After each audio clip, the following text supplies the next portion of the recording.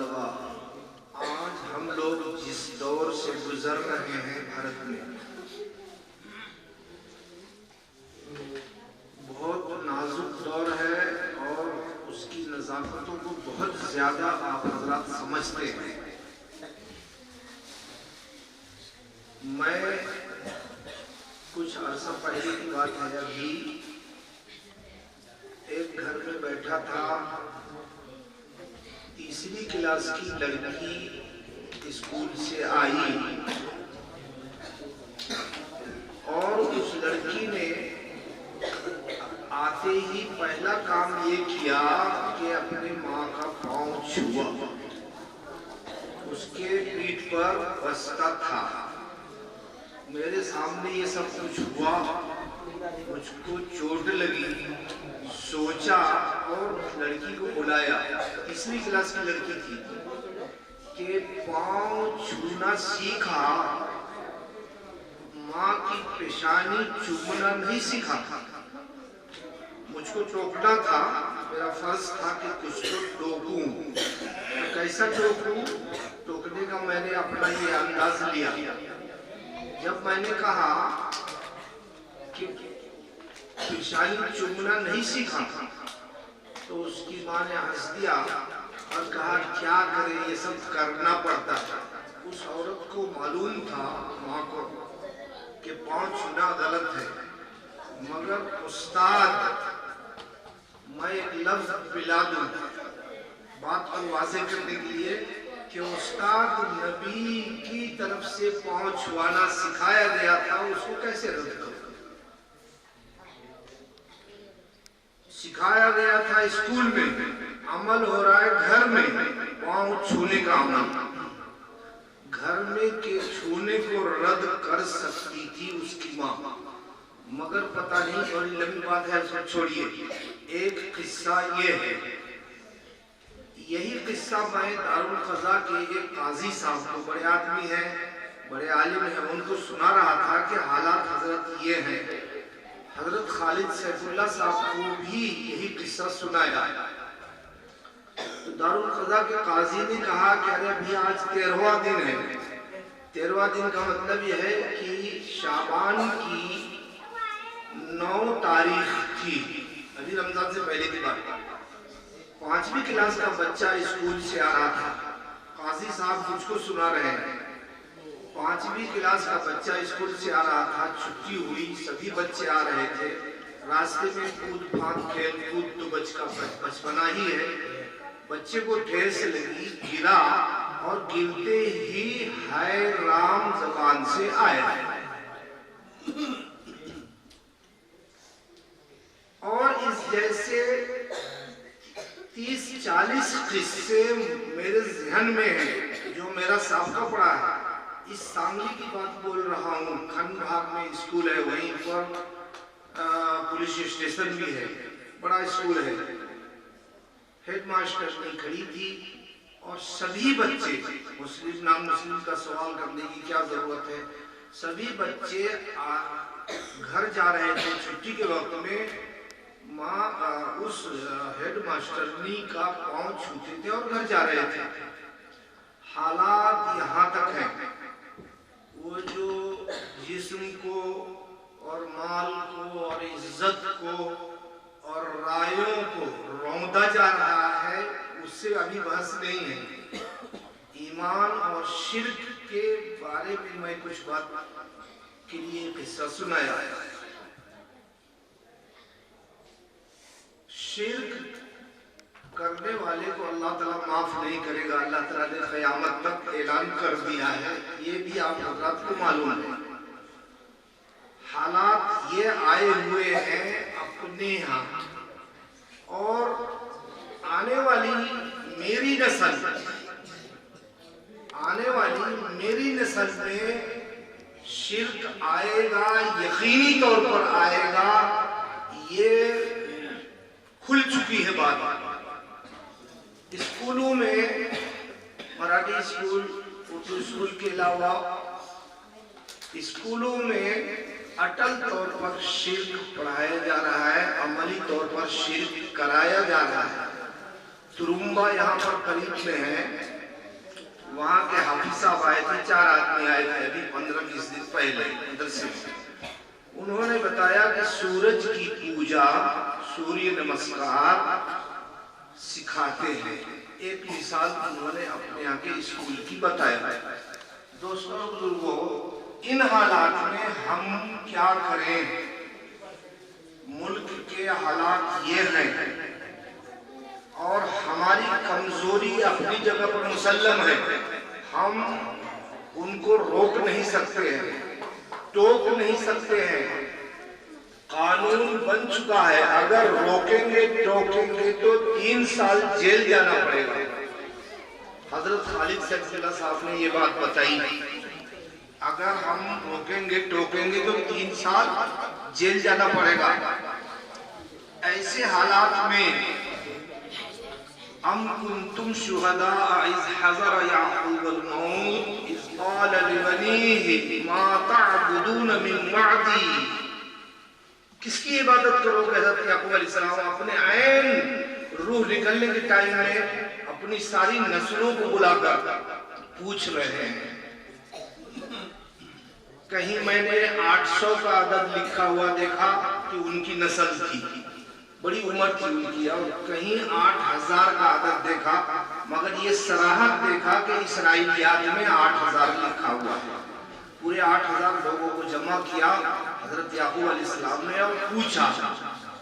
قالوا نعبد، آپ میں سے عالم حضرات کہ بلا فصل سب نے جواب دیا کہ ہم آپ کے اللہ کو مانیں گے اور اسی طرح کی زندگی گزاریں گے. ہماری، میری اور آپ کی، سب کی نسل میں یہ ایمان باقی رہے گا کیا؟ حالات ایسے آ چکے ہیں. دوسرے کی رہنے دیجئے، پھر ان صورتوں میں ہم کیا کریں؟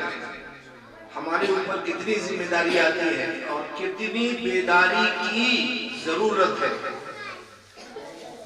کتنی بیداری کی ضرورت ہے. اب سے 10 20 25 50 سال پہلے جس طرح سے ہم نے، ہمارے باپ استاد نے اور سب نے زندگی گزارا، اگر اسی طرح ہم گزارتے رہیں گے تو کیا 100% یقین کے ساتھ جو حضرت یعقوب علیہ السلام چاہ رہے تھے اور پوچھ رہے تھے، ہم اس یقین کے ساتھ اللہ کے ہاں جانے کے لیے تیار ہو سکیں گے؟ کیا کرنا چاہیے ہم کو؟ دوستوں بزرگوں، ہر فرد جس کو یہ بات سمجھ میں آتی ہے اس پر ذمہ داری آتی ہے کہ سب سے پہلے اپنے گھر میں ایمان اور یقین کو، اور اس میں خاص طور پر اللہ کے ایک ہونے، مالک ہونے، خالق ہونے وغیرہ کو، اور آخرت کے موضوع کو، نبی، کتاب اللہ، ان سب کو اپنے گھر میں اتنا مضبوطی کے ساتھ جمع دے کہ وہ اپنی نسل کو اور پھر وہ اپنی نسل کو سلسلہ چل پڑے. آپ میں سے جو حضرات مدرس ہیں ان کے لیے بڑا آسان ہے کہ اپنے سامنے بیٹھے ہوئے بچوں کا ایمان بنائیں گے اور شرک کی نفرت ان کے دل میں لائیں گے. اگر بچہ اسکول میں 1 کلاس سے 12ویں کلاس تک شرک سیکھتا اور عمل کرتا رہا تو شرک سے اس بچے کی محبت ہوگی یا نہیں ہوگی؟ 12 سال تک اسکول میں پابندی سے. اب شرک کی محبت اور ایمان جمع ہو سکتا ہے، مگر آئندہ آنے والے دنوں میں شاید دونوں جمع ہو جائے، یعنی شرک بھی کرے ہماری نسل اور نماز بھی پڑھے اور بہترین قرآن بھی پڑھے، نعت بھی پڑھے اور شرک بھی کرے. آپ حضرات سندھی کلگیٹ سے واقف ہے، 10-12 سال پہلے کی بات ہے. وہاں کی مسجد میں وہاں کے نوجوان لڑکے نے گنپتی لا کر کے رکھ دیا اور پھر بڑی لمبی کہانی ہوئی. فوجدار نے رات کو 1 بجے فیصلہ کیا، ان نوجوانوں کو بلایا اور گاؤں کے بڑے بوڑھے کو بلایا اور پوچھا کہ اس مسجد میں کبھی گنپتی رکھی گئی تھی؟ تو سب نے ایک زبان ہو کر، سارے بوڑھے نے، مراٹھے سماج کے بھی اور مسلم سماج کے بھی، سب نے کہا کہ نہیں۔ تو نوجوان، جو مسلم نوجوان جو گنپتی کو مسجد میں رکھے تھے، ان کو بلایا فوجدار نے اور کہا کہ تم اپنے گھر میں گنپتی بیٹھاؤ، میں مدد کروں گا، مسجد میں بیٹھاؤ گے تو اریسٹ کروں گا۔ مسجد تو لڑکا، مسلمان نوجوان لڑکی کی بات کر رہا ہوں، 2-3 لڑکے نے ایک سانس میں چیخ کر کہا کہ کیوں نہیں بیٹھائیں گے، ہماری مسجد ہے۔ یہ ہماری کا لفظ جھوٹ ہے کیا؟ جھوٹ ہے کیا؟ ان کا استدلال دیکھیے، ان کی دلیل دیکھیے، کتنی مضبوط دلیل بول رہے ہیں اپنے تئیں۔ یہ الگ بات ہے کہ مسجد کس کام کی ہے، اس کو سوچنا چاہیے، مگر بیچارے نے نہیں کہ ان کا ذہن کام نہیں۔ تو یہ حالات کل آئیں گے 10 سال 20 سال 30 سال میں، شاید وہ پوری طرح سے حال بدتر ہو چکا ہوگا۔ اتنے دنوں میں رہوں نہ رہوں، آپ لوگ رہیں گے، اس حال کو نہ آنے دینے، کم سے کم اپنے گھر میں اور اپنے پڑوس میں اور اپنے رشتہ دار میں، اپنے بھائیوں میں، اور جس کو ہم پڑھاتے ہیں اس کے مقابلے کے لیے ابھی اپنے آپ کو ہم کو تیار کرنا ہے، یعنی شرک سے بچنے کے لیے پوری طرح سے آراستہ کرنا۔ ان کو روک نہیں سکتے ہیں، جو لوگ شرک لا رہے ہیں ان کو ہم کوئی بھی روک نہیں سکتے ہیں۔ اللہ کی طاقت کی بات ہے کہ کیا حالات بنائے۔ بہرحال اس کے لیے ضروری ہے کہ بچوں کو مدرسے میں داخل کرانے کے لیے باضابطہ تحریک کے طور پر آپ حضرات سب مل کر کے محنت کریں، تحریک کے طور پر، سرسراتی اور موقع ہو گیا تو کر لیا، نہیں ہو گیا تو نہیں، جس طرح سے پوری فکر مندی کے ساتھ آپ اپنا ذاتی گھریلو کام کرتے ہیں، اتنی فکر سے اس کام کو کرنا پڑے گا، تو آئندہ آنے والی نسل شاید ایمان پر باقی رہ سکے۔ شاید بولنا پڑا، یہ بات حضرت خالد سیف اللہ کی زبان سے بھی میں نے سنا، انہوں نے بھی شاید کہا، حضرت مولانا ولی صاحب رحمانی صاحب سے، حضرت مولانا سجاد صاحب تو اس موضوع پر اتنا زیادہ لکھ رہے ہیں، اللہ تعالیٰ ویسے لکھنے والے 5 عطا فرما دے۔ چونکہ میں 7-8 رسالوں کو پڑھتا ہوں، اتنا اچھا لکھنے کی بات دوسری جگہ نظر نہیں آتی ہے، اس لیے میں نے 5 کی گنتی کہا ہے۔ 5 سے بھی کیا ہوگا اتنے بڑی ملک میں، 5000 عطا فرما۔ اسی سلسلے میں آپ حضرات سے میں ایک درخواست کروں گا کہ حضرت مولانا سجاد صاحب کی مجلس اور ان سے تعلق اور ان کے والے کام کو بھی آپ اپنا کام بنا لیں۔ مجھ کو امید ہے اس وقت بہت سارے کام ہم لوگ سب کر رہے ہیں، اللہ قبول فرمائے، مگر سب سے بڑھ کر کام حضرت مولانا سجاد صاحب کا اس وقت چلا ہوا ہے۔ اس کام کو اگر پوری طرح سے اپنے میں نافذ کریں گے اور پھیلانے کی کوشش کریں گے تو شاید توحید کا جماع ہوگا اور شرک سے بچاؤ ہوگا۔ دوستو عزیزو، حالات بہت ہے، وقت نہیں ہے کہ کچھ اور بات سنایا جائے اس سلسلے کا۔ میں اتنی ہی پر بس کرتا ہوں اور دعا کرتا ہوں کہ مجھ سے اور آپ سب سے شرک سے بچانے کا کام لے لیں۔ اس وقت بچوں کے ذہن سازی، یعنی مدرسے میں بچہ زیادہ سے زیادہ آوے، آپ حضرات کا چونکہ تعلق ہے اس مدرسے میں، اس لیے اس مدرسے میں بچے کو داخل کرواوے۔